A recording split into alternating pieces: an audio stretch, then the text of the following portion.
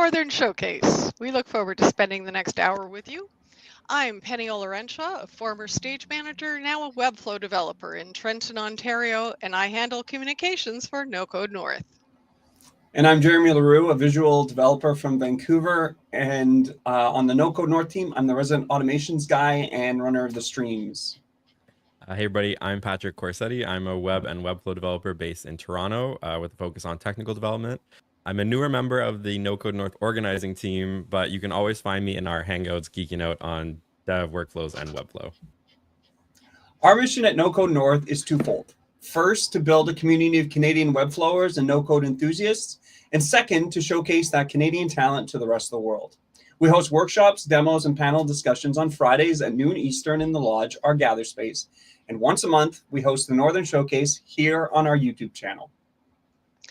And I am seeing some folks in the stream. This is great. Hello, Darren. I don't think we've seen you at one of these, or at least not for quite some time.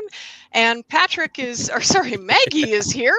She's actually out on the road today, so she's dialing in from, I think, a phone.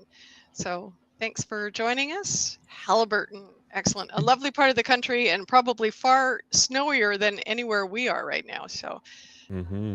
All right. So if you have questions for our guest, please put them in the chat and we'll either ask them during the interview or at the end. And our guest today is a Webflow developer and solutions architect who has spent over 15 years building websites for businesses of all sizes. Throughout his career, he has served major clients including Home Depot, Canada, McDonald's, IGN, the government of Hong Kong, and Bell Canada. His versatile background in creative direction, technical development, and project management makes him a trusted partner for global enterprises and organizations. Please help us welcome Kenneth Yu to the showcase. Hey, Kenneth. Hello, Kenneth. Thanks for having me. It's a party now that Kenneth's here. Wow. Yeah. Here we go. There's nothing quite like a Patrick Corsetti welcome. Hey, I specifically asked if there was anything I shouldn't do on stream, and there was nothing I got, so be prepared. We didn't mention that, so that's what we get. All right. Excellent. So, Kenneth, we haven't seen a lot of you here in No Code North. You're usually, obviously really busy. And I know that Patrick's going to get into all the details with you. And I think we should probably just get into that. We'll just pop out and let you two chat. How do I push you guys out? Let me push you out of the screen. Push us out. There we go. Thanks, Penny. Thanks, Jeremy. All right, Kenneth, welcome. I'm super happy to have you here. And so this is my first time interviewing someone on the No Code North Showcase. And I'm very excited to have you as my first interview guest. We talked a little bit about this, but I feel like the Webflow community looks big from the outside, but when you get into it, it's like I know that person, I've heard of that person. And we've been running in the same circle for a hot minute, but we haven't had a lot of chances to talk. So I'm really looking forward to getting to know you better. And Same. I came on board for this because they told me Patrick was interviewing. So it's actually a tremendous honor for me to, I guess, be your first interview. So. Yes. Okay. Then in that case, let's get right into it. I have a little bit of an icebreaker question, something fun to start us off. What's one thing, anything, right? Favorite, weird food combo, anything like that most people don't know about you, but you wish that they did?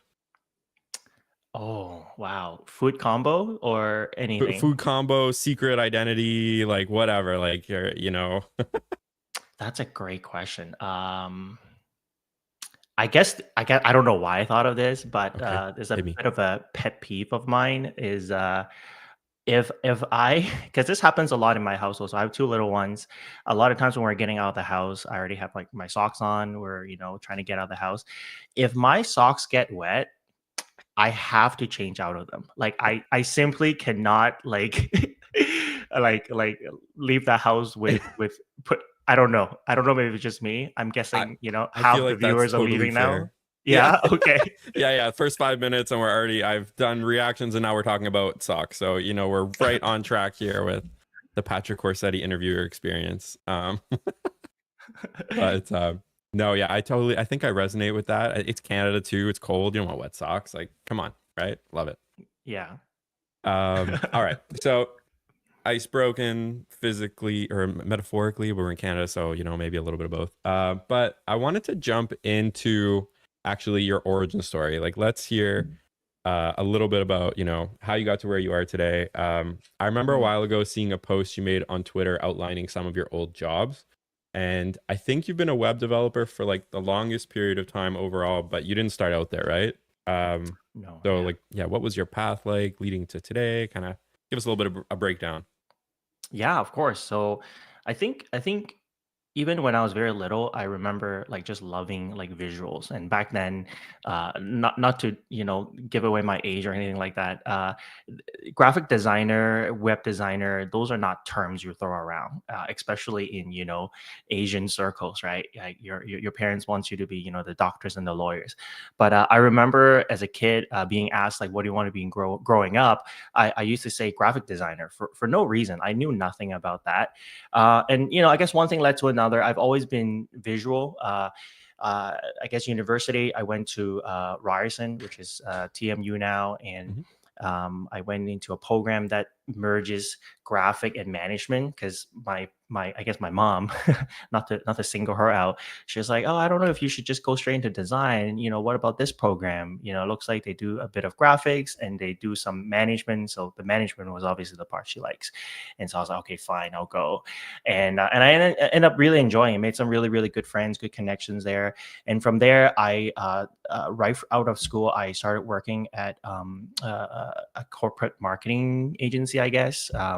And that's where I kind of came into contact with Home Depot Canada, which was my client at the time. Just like everybody else, I started off junior and then kind of moved my way up. But throughout this time, I've always developed websites, and I know we're all Webflow folks, so I'm going to say a word that I used to develop on WordPress and for a long time. And just mostly for like friends and family, referrals. And so when I was working full time in corporate marketing, that was kind of like my side gig. And I guess it just kind of grew and grew and grew. And it got to a point where I was able to transfer from my full-time job to doing this. And this is quite early on, so I wouldn't say that was the wisest choice, but I made the jump. And, thankfully it's worked out. So, a few years ago, discovered Webflow. At the time, I was just banging my head about WordPress because, as you guys, I don't know how many people are familiar with WordPress, or at least back then, you were very limited by themes. And so when I stumbled upon Webflow, it's like everything that I could have ever wanted. And since then, I just dove in 100% on Webflow. So now I am 99% a web developer, strictly on Webflow. I don't really do any other platforms. That brings us to today. So was there like first of all, I love that your mom was like, she wasn't like, no, you have to be a doctor. At least like she was like, you're a graphic designer, and she was like, okay, well, let's mix some business, let's mix some, functionality into this kind of thing, right? So that's cool that she was looking out for you like that. Yeah, it actually, honestly, it's like, I know in a bit, maybe we'll dive into a little bit more what I do currently, but I like to believe that a big part of my, success, if I can call it that currently, I define success as, being able to make an income to support my family, not like I'm a millionaire or anything like that. But a big part of what I do now, the things about like account management or dealing with clients, a lot of that really came from that very first job I had at that marketing agency. I always kind of tell people that I've learned more in the first 2 years of my internship working at that company than I did all 4 years of my university. And I had a lot of good mentors throughout that time as well, who taught me a lot about management and project management and all those things. And I used all those skills even today. So yeah, very thankful that my mom nudged me into that direction. So I'm not a starving artist right now. That was my dad's favorite term. It's like, you're gonna be a starving artist. You're gonna be a starving artist. You're gonna be a starving artist. Oh my god, it never ended. So was there like a light bulb moment for you, like somewhere in your journey, like where you were transitioning, maybe like a specific client or project, and it just like it just clicked, like it was just like the switch flipped, and you were like, this is it, this is what I want to do? I would probably go back to when just before I make the decision to leave my full-time job. I was about 6 months from being married to my best friend at the time, and I got a promotion at that company, and I moved along the management ladder, and I got invited to this, like, managers meeting, whatnot. And I was like, oh, I made it. I got into the room, and I still remember to this day. It's like this, boring oval table at a very officey room. Okay. And, I'm the junior. So I'm like sitting in the back, kind of like, nobody knows who you are. But basically everybody in the room, essentially I would want their job. Right. So, the traditional kind of ladder is, hey, 5 years, I'm going to take that guy's job. 10 years, I'm going to take that guy's job, whatnot.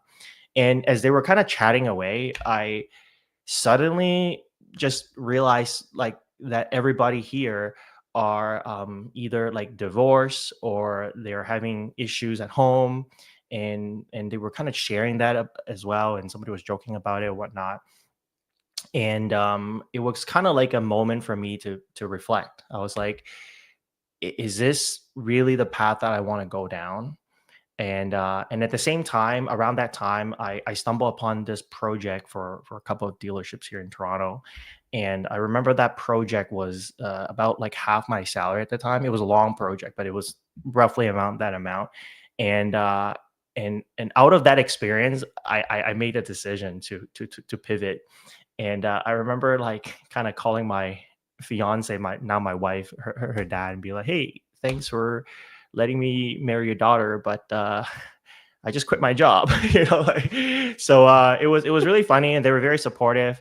But I would always kind of think back, like, that was the moment where I left that corporate life and went into freelancing. So that's like a really awesome, like heartwarming, sentiment that's there. That's like that driving factor behind it is like, um, that goal that you have in mind. And I'm gonna jump around in our interview a little bit around here, because I do have another question that's kind of related to this. But I feel like everyone is at a different point in their career and like personal growth. And like for me right now, between my wife and I were both just like, let's just work as much as possible. Like, we'll stay up until 3 a.m, but we'll stay up together, right? But some people, like, at some point, I'm gonna want to have that stage where I have a little bit more balance. But for you, at the stage you're at right now, like, how do you approach finding balance between your professional commitments and your personal or like family life? And like, I know that can get a little bit muddy when you're working for yourself, especially in like freelancing, but just curious if there's like any rules you kind of follow, or like a mindset that you kind of keep in place there. Yeah, I would just say imperfectly. I'm doing it imperfectly, and always, you're thinking about, like, what can I do better? I think that's a big part of. I think anybody that do what we do, naturally we subscribe to the idea of continuous improvement. And so I would be honest and say, especially when my kids were young, there were a few years when I did not manage that balance very well. And so it's definitely something I continue to grow. So, in terms of more practically speaking, personally, I found that time blocking has been very useful for me. And the other benefit is my kids are at school age now, so it's very predictable, like when they're going to be out of the house and when they're coming back. And so for me, that is the golden period of, like, when I have to get my work done. And then the thing that I really need to protect is evenings and weekends. So I really try to commit to that. But I've been doing this long enough. Let my wife understand. So she doesn't understand, like, what I do technically or know all my clients, but she has a good idea. So if I were to tell her, hey, coming up, I'm going to be really busy, I might need to work a few Saturday mornings, she would understand, and she'll understand why. But I think a lot of it is just, for me, it's protecting with how I use my time. So when the kids come home, I stop working. And then if I do need to work some more, I probably wait until they go to bed, and I'll do that. It's a topic that I remember speaking with a few other folks about, just sustainability, right? And because what we do is, it's almost like a marathon. It's like an unending marathon, right? You have to keep up at a certain pace, and we all have to find our own pace. Yeah. I love that the first word out of your mouth was like, how do you manage it imperfectly, right? And it just leads so well into the idea of continuous improvement, because it's that same thing, right? Like if you always think that your glass is full, like you can't pour any more water into it. Like there's no more knowledge to gain. You can't do anything better if that's your mindset. But if you realize that there's always improvements to make, and you spend more time with your kids, and you manage a project better, so you can sit on the couch and watch cartoons with them on Saturday morning, right? Like that's such like a, oh, I love it. I really love it. Yeah, I'm glad. Yeah, no, I think I've kind of subscribed to the idea of seasons as well, right? So to your point, I also remember when I first started doing this full time, we didn't have kids, and so like you, I would stay up till I remember actually I would stay up till the birds would chirp outside, and I'll be like, oh, it's time to go to bed. It's like 4:30, and now there's no way I'm going to do that, and I think nothing forces me to be intentional about my time more than my family and my kids, because I really kind of have to work around them. Otherwise, I would not be productive. I would miss every deadline that I have. Yeah. Well, I saw a post that you repost on Twitter, and it was from like a co-founder of Netflix or something. He was talking about how like Tuesday nights at 5 p.m. hard cutoff, and every Tuesday for like the last X amount of years he spent it with his wife. And like as I was doing research for this interview, I was like, I showed it to my wife, and I was like, look what Kenneth posted, and we were like, we should do this. Like let's practice something like this, just because it is very seasonal, right? Like that shift. I can't run a marathon that stays up until the birds come out forever, but it's definitely an interesting mindset to keep in mind, right? For like the health of you and your relationship. But it's awesome to see like you put that at like the forefront of what you're doing. Yeah, I feel like it's really been like a driving factor for you too, right? Like in your business growth. I think we all define success a little bit differently. I think, as we all know, on Twitter or X or Blue Skies, wherever people frequent nowadays, we all have seen the, hey, this is my MRR and all those charts and pictures. I think my belief, this is my own conviction, is that there's a larger group of folks like us who don't really define success that way. Because I think any one of us, if we really press on the gas, we can probably all hit that point for a month or 2 months or 3 months. Yeah. But I think like for me and my family, at least, like that doesn't do me any good, right? They need me to be sustainable, both for the income purpose, but also just be a dad and a father, right? If I fail at that, then who cares if I have $1 million business, right? And so for me, I define success as how can I make the most of the time that I have while the kids are away, and then if the revenue or profit grows, well, I mean, obviously you want that to happen, but I shouldn't be sacrificing the important things for something that comes and goes. So yeah, I think it sounds like you guys are there too. So yeah, pump for you, man. We got so deep here so quick. But speaking of multi-million-dollar businesses, you've definitely got like a wealth of multidisciplinary experience on display here. Do you think this contributes to your title of solutions architect? Okay, so that term was kind of mentioned to me by a client of mine last year, and I was like, I don't know if you guys feel this, but sometimes it's super hard to explain what we do. Like there isn't like a term, like we can say Webflow developer, we can say all these things, but when you boil down to it, we do way more than that, right? Unless, I mean, maybe there are some folks out there whose job is literally to open a Figma file and build and then hand it back off. But I would guess that most of us do way more than that. And so I used to kind of title myself as a Webflow developer, and I've tried other like creative, whatever, even what does a creative developer even mean, right? And at the end of a project, one of my clients kind of came back to me and said, like, you're more than a developer, more than even a consultant. And so he kind of threw that term at me, and I was like, you know what? I'm going to try to run with it a little bit, see if it makes sense. But yeah, I think for me, what that means is not only do I have the capacity to execute the thing, but it's actually all the steps prior to that, right? So it's really walking alongside the client, understanding what they're trying to, either their vision or the problem they're trying to solve. And then obviously you're thinking you would have like a, a belt of solutions, right? Like Batman, and you're not like, oh, it's only Webflow or nothing.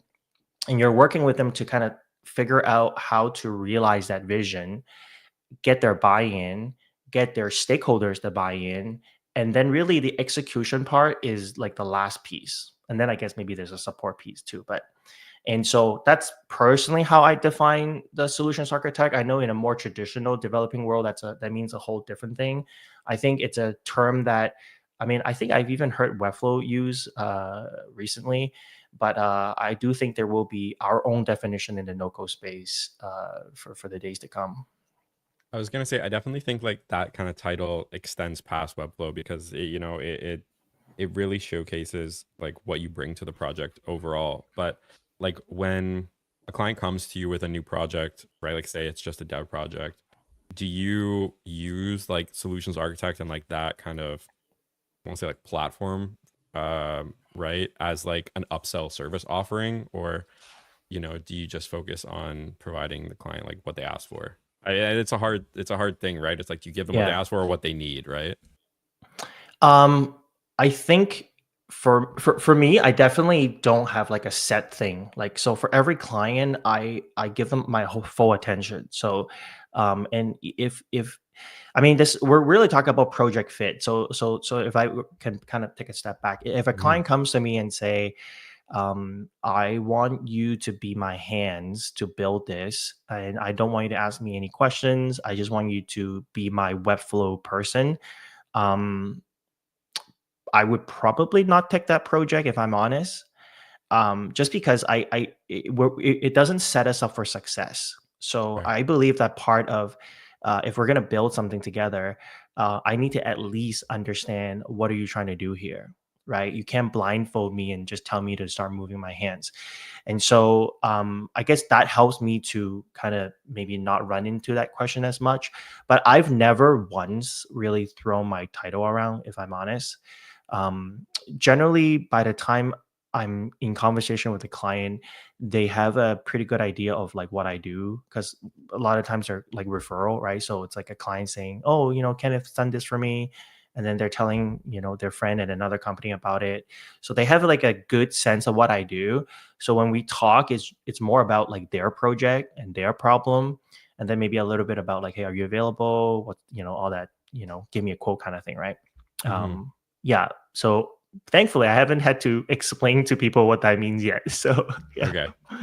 I feel like you've got it in your pocket. It's like, it's ready to go though. Like if you ever did need to pull it out, it's like, and then I think a client will appreciate that outlook more too, right? Where it's like, if I feel like if someone came to me and be like, yeah, I don't know if I want to take on this project, and like, well, why? It's like, well, I want you to succeed, right? Like that's such a good counterback, right? Like let's look at this project as a whole, right? So I think me adopting our solutions architect is really like, it was never out of a place of like, oh, I want to be known as this. I feel like I'm still searching for a term that encompasses like what we do. I still think for like a non-technical client, sometimes they have a hard time understanding like, what do you actually deliver? What's the difference between us as a Webflow developer versus a designer who tells them that they have Webflow experience? Right. I'm sure you run into that, right? It's like, into that, yeah, of course. And then clients like, well, why am I paying for two people, right? Kind of thing. And so I'm personally still searching for a term that explains a bit better for those non-technical folks. So then, like this is also kind of bridging the gap between like, you wearing many hats when you do work for a company, right? Because you want to kind of diagnose all of a problem and solve the whole problem, right? So you can deliver like a successful end product. So I know you worked with like quite a few like large clients. I'm assuming you've also had smaller clients somewhere mixed into your tenure there. Do you find that you end up like wearing more hats with smaller clients or larger ones, right? Like which one, or is it, dependent, right? Like which one makes you bring more to the table?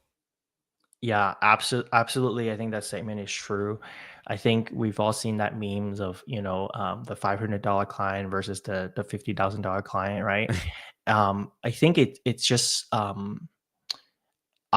I would admit that many years in my freelance career where I did not understand this. So I would basically say yes to every client that would show up at my door, and I was horrible. I'm still horrible at marketing myself. So, um, um, and it becomes a vicious cycle, right?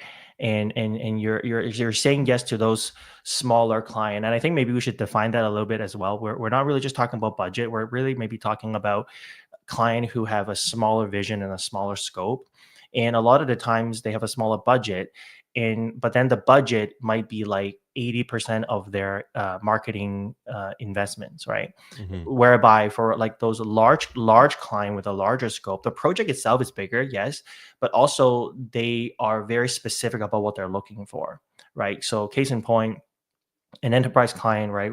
In Webflow, we all hear about the enterprise client. A lot of them really have everything, right? They have their design team, they have their marketing team. They really just don't have like a Webflow developer, because companies don't have a full-time Webflow developer. And so when they're seeking me out or any one of us out, they're very specific about it, right? They're saying, hey, we already have a component system, we have Figma, we have a design library, we need somebody to build this thing, right? And then smaller company, their mindset is generally like, I need a website. And I heard this thing called Webflow. It sounds pretty cool. And they bought into all the Webflow marketing. And then now they're out there looking for somebody who can do Webflow. And yeah, they are very different. But in my experience, I would say yes, I definitely, have to wear more hats with the smaller clients, because a lot of times they would skip a lot of steps, right? Either they didn't do their branding properly, or their content is not prepped properly, or their design is not done properly. Or I've had in my past a client who gave me her own design on Adobe XD. it was a nightmare. So yeah. And how much fun did you have retracing the logo in Illustrator because it was just a PNG file before you upload the SVG to your website? Oh man. Or here's a transparent logo, and then you open it and it's not transparent. When they send over a transparent logo and I can see the email attachment says .jpeg, I just like, oh. Yeah, exactly. No, or worse, I would be like, hey, can you send me a transparent one? And they'll be like, oh, what do you mean by transparent? I was like, oh yeah, usually it's like a PNG file. And then they would send back a PNG, but it's not transparent. It's just the JPEG. They just changed the extension. Exactly. They just changed it to PNG. Yeah. And you're like, okay, just send me the raw file. You're like, oh, what do you mean by the raw file? Yeah, we've all been there. Yeah. So I guess, did you also use you mainly focus on development now, but did you? Oh, here Eric said, I received a full web design in Canva once. Try That's PowerPoint, kind of Eric. Have you? No. Let's talk when you have received a design in PowerPoint. How do you even design it in PowerPoint? I want to meet the PowerPoint designer. I don't know. It was back in the smaller client times. Oh geez. Okay. So you're mainly doing Webflow development right now, right? Like that's like 99% of your workflow. Yep. Was there a time when here, hold on, I just gotta pop this up real quick.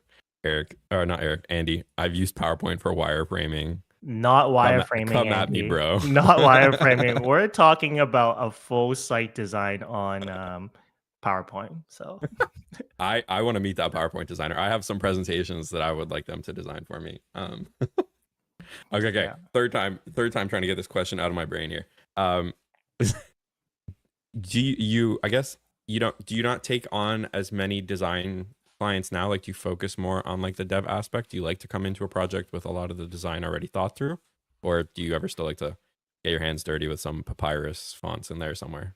No. So this is another good story to tell. So one of my best friend owns a production, like audio and TV production company here in Toronto, and we were redoing their website maybe 2 years ago, and I was doing their bios, and I remember just trying to be proactive, right? Putting their titles in there, right? So cinematographer, color grader, and all these terms, and immediately they were like, stop.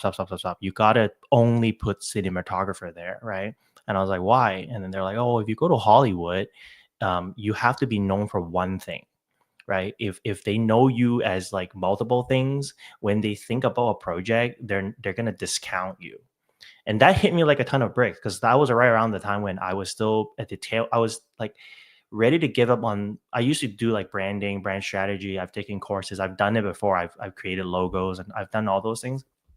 But that really convinced me that to try the double down approach, right? So that was really the genesis of me completely focusing on web development. And I would just say from my personal experience, it's allowed me to explain what I do so much easier. And so currently what I do is when client comes to me, we're really strictly talking about development. There are projects where, as I'm doing pre-production with them, as I'm asking them questions, right, like I alluded to earlier, we would come to the conclusion, and I don't push them in any direction. They would naturally come to that conclusion to say, oh yeah, you know what, our design needs a little bit of work. I've had clients who come to me and as we're talking about developing their website, they would say, you know what, Kenneth, after talking to you, I realized that I actually don't love our brand, or that I don't think our colors work, right?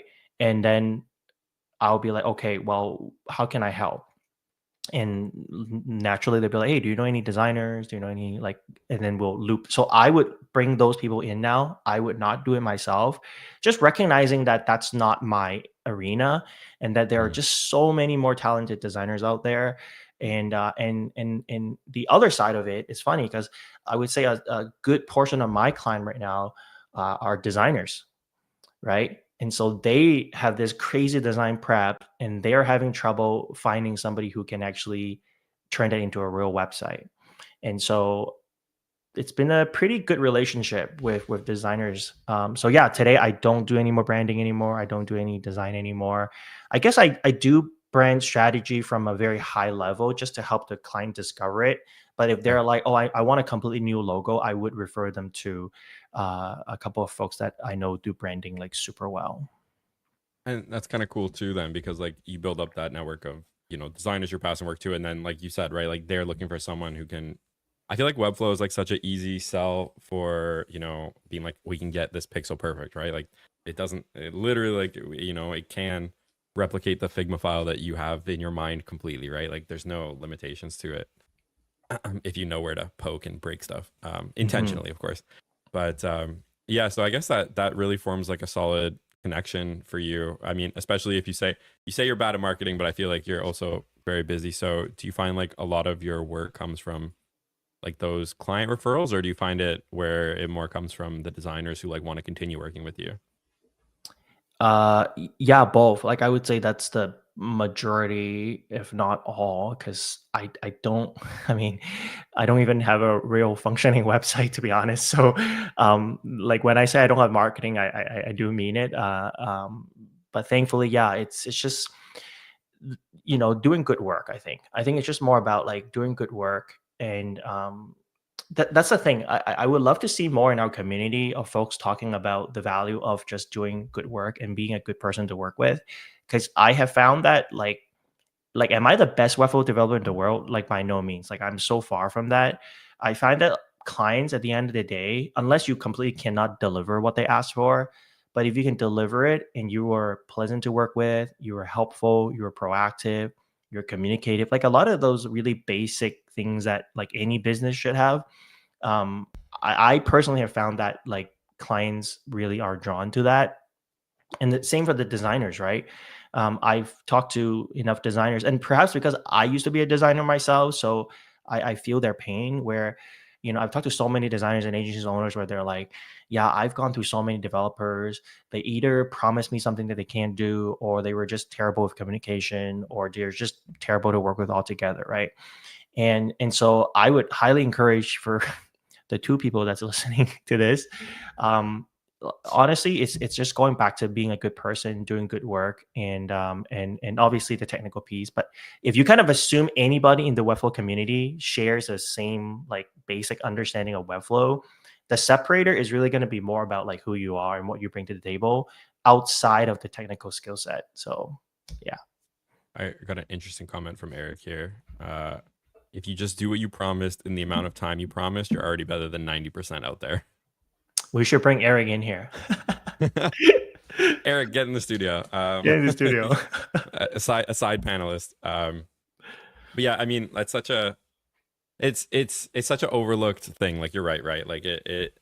But I feel like a lot of it too is that especially now, like a lot of people looked for a career change during COVID. And you know, everybody comes from like different backgrounds, and a lot of them won't be like as client facing as, you know, others. So some people, I feel like they skip that step about like learning how to actually talk to the client and, you know, deliver what was promised. And especially if you're like, you know, freelancer, like working on your own, you have to be a little bit of a project manager too, and a lot of that comes with interfacing with clients, right? Yeah. Yeah. Do you No, it's think it's that part of the it's part of the core skill set for sure. Yeah. do you think that a lot of this came from your background in like account management, or do you think that, you know, this is just like kind of just how you want to run your business, right? And then it's just Mhm. evolved from there. Certainly, I think my experience, like I alluded earlier, I had some really good clients, managers when I was young, you know, and I always tell anybody that I mentor who are, you know, just going into the workforce, I always tell them like the first 2 years, just be a sponge, right? Just learn everything, say yes to everything, and I was thankful that's how I was brought up, and so I was very lucky to have good managers, good, you know, VPs and whatnot to show me the ropes, and it set like a baseline for me for when we say we do business, this is what we mean, right? When we say we are responsive with our communication, right? When we say we're going to get back to the client in a timely manner, right? Which is a very, you know, corporate-y term. Like, what Hmm. does that mean, right? Because if you ask different people, that could mean different things, and I carry that with me in my business day to day, and it's certainly something I'm going to instill in my kids. And yeah, I think it's just really like caring about your client's project as much as you would care about like your own project, uh, and just start there. And usually like that you'll find success, you know, following that path. So yeah, account management is, I don't know how to define that, but for sure it's an important piece, because I think a lot of the times client, especially the larger clients, I find that they don't, not that they don't care about your quality of work, but like whenever I'm like, oh hey, do you want like a copy of my Webflow files? You want to take a look? They're generally like, yeah, we'll take a look. But we're more interested in like chatting with you, right? And doing syncs with you, and hearing from you, or maybe we have questions for you. Can you help me answer this question, right? Hmm. It's just a very funny dynamic that I think those clients, they are looking for, they're not really paying for the work, if I can use it that way. They're really paying for the person and the expertise and the knowledge, whatever you want to call it. That's really what they're trying to pay for. And so I would encourage, you know, if you don't have a lot of experience in account management, I don't know where to point you, but I'm sure there are tons of videos out So there.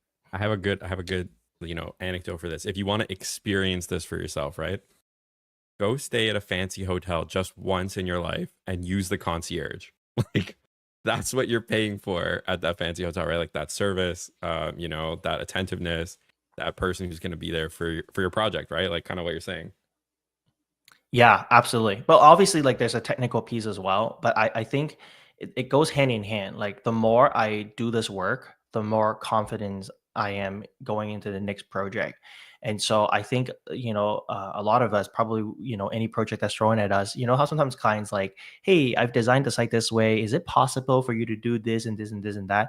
And like it's a really cool feeling to kind of walk into those meetings, and like I would say like 99% of the time you're not like phased at what they're presenting to you. You're like, oh yeah, I can do that, right? Hmm. And it feeds into that confidence, which also helps you secure that project if you're at that stage of the sales process.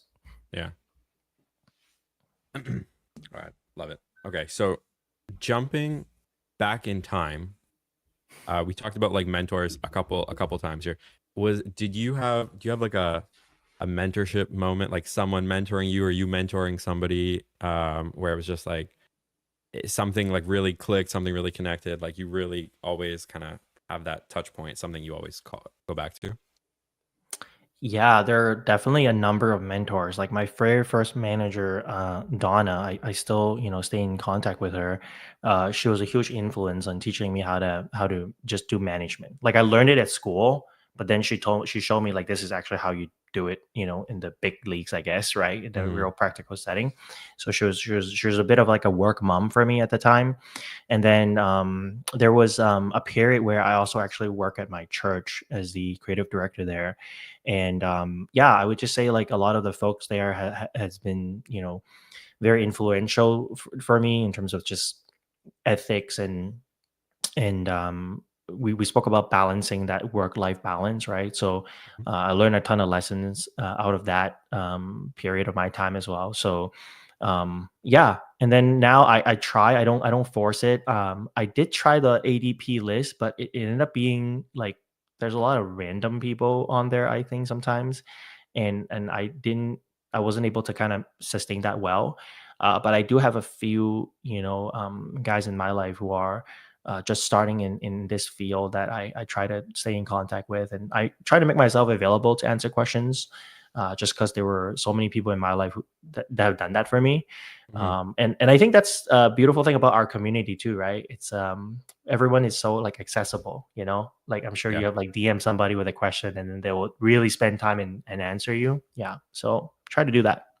That's like my favorite thing is like, I'll send somebody a question or something, or even if somebody sends me a question sometimes, and it's like, sometimes I'll be like in the middle of answering, and I'll be like, you know what? Let me just like put together a Loom video, and then, or they send me back a Loom video, and I was like, wow, this is like someone took like, a half hour of their life to like answer this question properly and like provide me with the resources and like set me up for success. And I find it so unique to like this little like pocket of the internet that we've got going on in like this web I know community. it's like you found water in the desert, right? You're like you don't want to let it go. I hear you.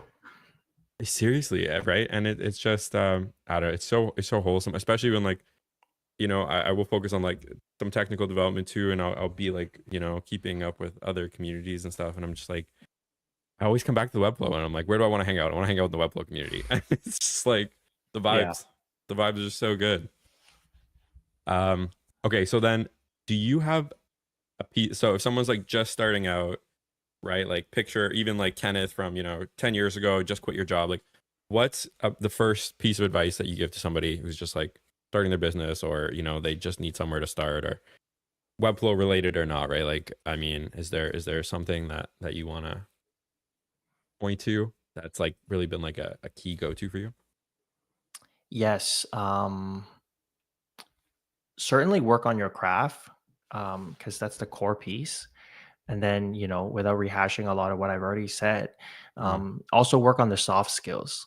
And I think you can do that in many ways. I think I remember, I think it was Grace, who worked in an agency, and she's talked about how much she's learned from that and how much that adds to what she was doing when she was freelancing. I would echo that. I would say if you're somebody who's really young right now and you don't have a family yet and you have a lot of free time, I think how you spend that time is really important. So if you're able to join I don't know if internship is still a thing, but I think learning that practical side of things is really important, even for just a short time while you're able. And then the only other thing I'll add is just realizing that like the season comes and go, right? So to your point earlier, Patrick, you said you have a lot of time and stuff like that. You don't know how long that's gonna be, right? It could last for a little while longer, but so whatever you can do now, just almost like expect that you may not have that same amount of time in the future, and if you kind of have that in context, it kind of change how you use that time, right? Yeah, so I always tell the people that I get an opportunity to mentor to say like I'm jealous of them because they have the one thing that like we cannot get back, which is time, right? They have, and that's a really really valuable asset. So my recommendation would be to use it really wisely. I feel like I'm like taking notes on the side because I feel like I'm getting like a sneak peek into your workflow in life, and it's like I'm like, yeah, it's got the notes coming. Penny and Jeremy are gonna see them later in our internal talk, because that's where I'm like, wow, this is such a good point. It's just like, You know why, are, Patrick? Because I've made a what? lot of mistakes. So so I'm Hey, just telling you all the mistakes I've made. I feel like you learn better from mistakes than you do from successes, because Totally. how that made you feel, and how to improve or change or avoid or whatever you want to do to that feeling in the future, right? Yeah, it's like absolutely. it's a really driving factor. I know, like, you're not supposed to, but I feel like it kind of goes back to like how you train a pet, for example, right? Like you train them with like positive reinforcement, and I find that, like, yeah, positive reinforcement works great on, like, for me anyway. For myself, I love my dog too much to like ever do any kind of like negative training. But he gets more treats than he should. He'd do something wrong, I'd be like, okay, you get a smaller piece of treat. Like, that's the negative side there. But yeah, I feel like, when I have a negative experience, it's like such a driving factor for me to just, I don't want to experience that again. Like, what did I do wrong? Like, how can we get away from that, right? And I think if you use those as, learning experiences to jump off from, it'll just make your life a lot easier because you won't keep making those mistakes, right? Yeah, I want to affirm you for sure. Like that's a tremendous skill, quite honestly. I've known so many people who gave up way too early, and quite honestly, like there's no magic pill. Like, again, if you consider whatever I am as maybe part of your definition of success, it's really just because like you just keep going at it, and I think there's a stubbornness in us as entrepreneurs, and I would say like don't look at that as a negative thing, right? There are far more people who give up than they don't, and the only other advice I just thought of as you were talking for the young folks especially is don't compare. Do not compare like what you're doing versus, like, especially on social media. I know, like, the moms and the dads are saying that, but it's so separate from what the real world actually is. And so just focus on your thing, don't give up, and you will get there, right? Wherever it is, just don't compare. Just don't look at somebody else and say, oh, I should be doing XYZ. Like, I've done that many times and never once has it been helpful. So I would add that to my list of recommendations. Love it. And then finally, and my final question here before we bring Jeremy and Penny back in here, what do you do to like decompress after like a long day? Is it like, also, oh, by the way, I got my Spectre Studio website background over here as my Thanks. background here. It's so bad. No, I love it. I love I was trying to make it like the animation. I was trying to get the animation going, but I was like, oh, we should talk. Maybe I need to ask you to help me with that. Right. Hobbies and activities. Decompress. Yeah, absolutely. Yeah, this is going to be the most boring answer you guys would ever receive here on NCN. I'm excited. I'm excited. For me, it really is like spending time with my family, especially my wife. Like, she's a teacher, so like I don't get to see her all the time. But if you want to be practical about it, I do enjoy the occasional helping my youngest build his Lego set. Recently, and I try to stay active if I can. I'm doing a very terrible job at it right now. Recently I'm learning how to solve the Rubik's Cube, and it's one of those things that I've always wanted to do as a kid, and I finally took the time to watch some YouTube videos, so I can solve it now. I just cannot. I know I have a GANs as well with the magnetics, but then I would go on YouTube and I would see these like 12-year-olds solving it in 3 seconds, and I would just be going back to the no comparing part. Don't compare yourself. Yeah, it's very disheartening. If I gotta listen to myself. Yeah, but I'm like, how did they do? Like, it's not so much like I want to compare, but it's almost like, how is that even humanly possible, right? I think my fastest time is like maybe like a minute and a half, and that's because I got lucky. But like I cannot imagine doing it in like 7 seconds. All right, Speed Cube. You heard it here first. Next No Code workshop, No Code North workshop in February will be a speed cubing workshop. While we watch an episode of Supernatural. While we watch an episode of Supernatural, Supernatural. Yeah. Sorry, inside jokes. Yeah, inside jokes. Well, Jeremy can certainly explain that. We probably shouldn't keep that. Like my season 10 episode, was it Painted Black? Yes, Painted Black. I am in the teaser of that episode of Supernatural. Everybody go blow that episode up on Netflix or wherever it is. It's on Prime. It's on Prime. Everybody go on Prime. Oh, cool! Excellent. We'll have to go look for that. Yes. just plugging Jeremy's appearance. Cameos. Why not just an acting career? Yes. He paid me for this. He paid me like $5 for this. That's the secret to your success. Okay, we're figuring it out. That's the paid advertising. Yeah. Excellent. We do have a question for Kenneth from Andy here in the comments. What are your thoughts on team growth scaling up? Like, I guess, is this something you consider as a freelancer and independent? Yeah, I'm probably not a good person to ask this question because at one point I did try to grow a team just before COVID. I had an office here. I had folks coming into the office working, and that was the whole intention. Um, I would say today I'm very convicted that I'm a solopreneur for the most part. Like I work with partners, like I said, I would bring in different players, but to have people on a payroll and all those things, like I'm good with not doing that anymore for multiple reasons. I think the practical side is knowing a lot of agency owner. You know how a lot of agency looks really like big and like glamorous and they get awards and all those things. And I'm not saying this is true for everyone, but I've known enough of them where, and this was true back when I was in traditional marketing, their cash flow is actually very tight and their margin is actually much lower than you think. So for me, again, with my goal being sustaining my family, that just wasn't the right path for me. In terms of like team growth, I think, or scaling up, I think first you need to define what the scaling up means. Is it simply to grow the size of your team, which I would then argue, like, what's the ROI on that, right? Because you're just increasing your payroll, right? Or are you trying to scale up the size of your projects? And if it's the latter, then you can consider based on the skill set you have, based on what you do personally, what I would say, what's the leanest way you can get there? So for example, if you say, hey, I want to score a $50,000 enterprise client, right? And you ask yourself, hey, can I do that myself? If you can, then I think you should just leave it at that, because then now you eat the whole pie, right? Yeah. But if you're like, you know what, I can do half of that, I need to bring in somebody else, then figure that out.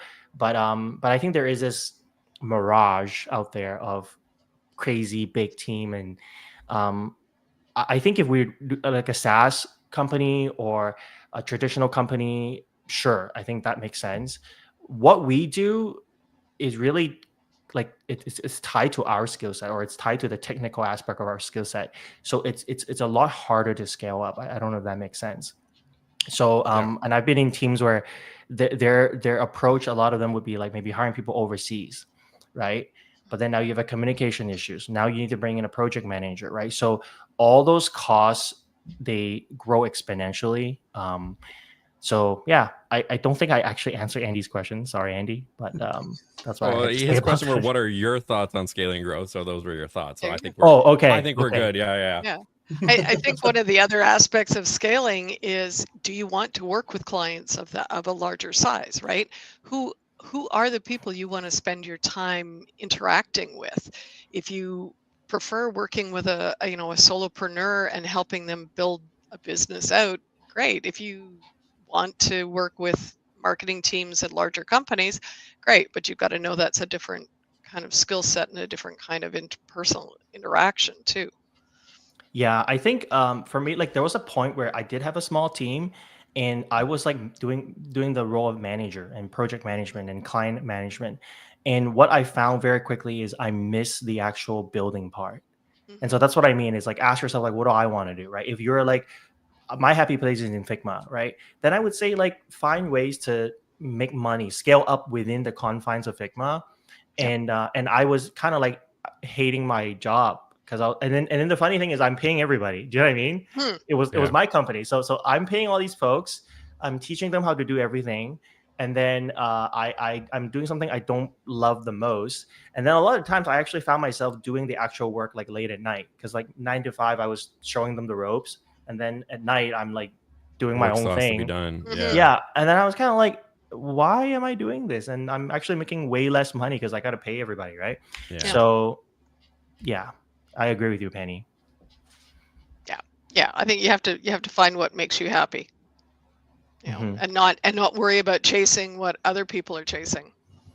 Yeah. Well, at the same time, some people do love the management aspect. So again, I'm not saying that's wrong. I think it's more about like, am I a manager? Am I a developer? Am I a designer? And then run with that. Yep. Yeah, especially when it's your own business. You don't want to be doing all the parts you don't like. Yeah, you're like, why am I doing this? I should just go get a job. Like, I thought I worked for myself so I could do the fun parts. Yeah. Exactly. Yeah. But that is such a typical entrepreneurial, dilemma, is that, we end up having to do all these different things that are not why we got into the business, right, in the first place. Yeah. No, Is it's that, interesting you talk about the balance and stuff like that, and how you. I think the scaling, all of this kind of ties into that whole thing of like, what is it that you want, and why are you doing what you're doing, right? Which has kind of been a bit of the through line of this. It has been great getting to know you, and the mindset, and then also like the taking care of people and their problems. Like the solutions architect is really like the problem solver thing. Like, how am I going to solve this person's problem and actually care about their problem? And you were talking about Eric talked about like delivery and 90% you just doing what you say you're going to do and stuff like that. But I think also to your point, communication. Like, I find that that's like something that so many people, the soft skill that I find that a lot of people are lacking is communication. Like on both sides of things, where you're just like, why isn't somebody getting back to me on this? Like, I asked a question and I'm not getting an answer. Yeah, but it also highlights how easy it is for us to have a competitive advantage, right? Like sometimes we don't think about that, right? We think about competitive advantages like, oh, I need to go learn Bubble now, or I need to go learn Webflow Optimize, or we're always thinking about an app, right? And sometimes my argument, especially for the younger folks, is like, no, like a lot of times your competitive advantage is just be a good person to work with. It's that simple, and that's been true in my own career, anyways. Yeah. That's fantastic. Right. Well, that brings us to the end of our 22nd. Wow. Believe that. Yeah. Northern Showcase. And this is also the beginning of our 4th year of building our community online.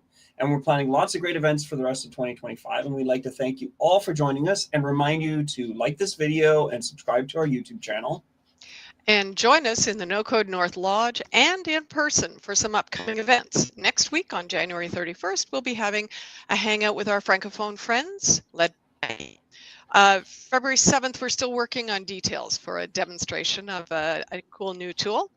February 14th will be just a loving hangout of all of our No Code Northerners in the lodge. And then February 21st, we're going to get to meet yet another Webflower, Jamie Wendell from Kula Studio here on the Northern Showcase.